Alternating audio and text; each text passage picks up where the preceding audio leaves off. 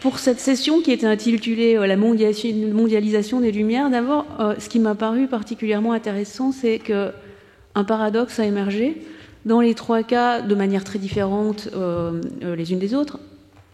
mondialiser les Lumières, c'était se servir des Lumières ou réinvestir les Lumières pour penser une spécificité. Ce qui renvoie à une sorte de partage de l'universel, pour reprendre le titre d'un numéro de la revue Esprit, co-dirigée par Anne Lafont et dans laquelle Anne Cheng avait d'ailleurs publié. On a une forme de partage de l'universel au moment où l'universel se mondialise. C'est un paradoxe qui n'a rien de surprenant. Après, de manière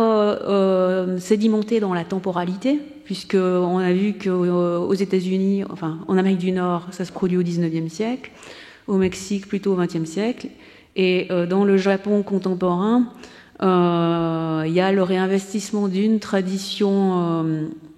du début de Meiji à l'époque contemporaine pour affirmer une forme de spécificité, même si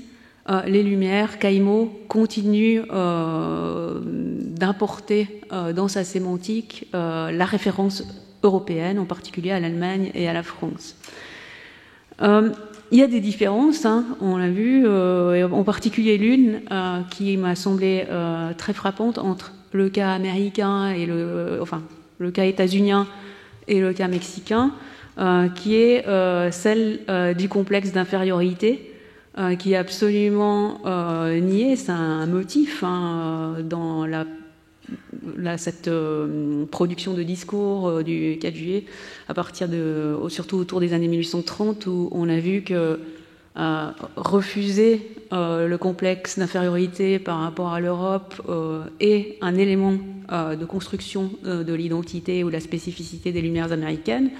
alors que Gabriela a souligné qu'en 1930, autour de 1930, il y a un travail dans la prose mexicaine sur cette notion de complexe d'infériorité. Mais une similarité qui m'a semblé très importante, c'est la pédagogie des Lumières, puisque dans les trois cas, les Lumières sont pensées aussi comme un dispositif culturel qui répond à des besoins d'éducation populaire et de formation sociale. Alors,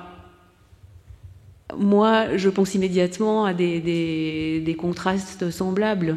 qui ont eu lieu en Europe au XVIIIe siècle, puisque en Allemagne, on a ce mouvement de la popular philosophie, dans lequel la valeur pédagogique des Lumières était mise en avant, mise en évidence, au détriment de la pure philosophie, ou même contre la philosophie abstraite des Lumières françaises. Mais bon, ça nous fait revenir un peu trop dans le passé, c'est-à-dire à la journée de hier. Alors ce que je propose, moi j'ai des questions pour les trois orateurs, mais ce que je propose c'est qu'on commence par les questions de la salle, et puis s'il reste du temps, je pose ensuite mes questions.